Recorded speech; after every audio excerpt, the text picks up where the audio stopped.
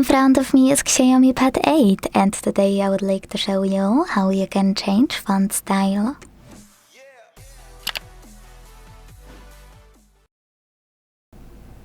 Begin by opening Settings and scrolling to tap on Display and Brightness available here.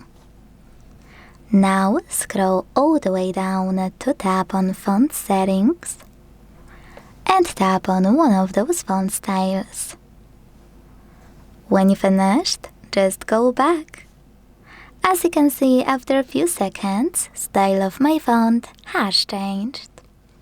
Thanks so much for watching. If you enjoyed this video, leave a like, comment and subscribe.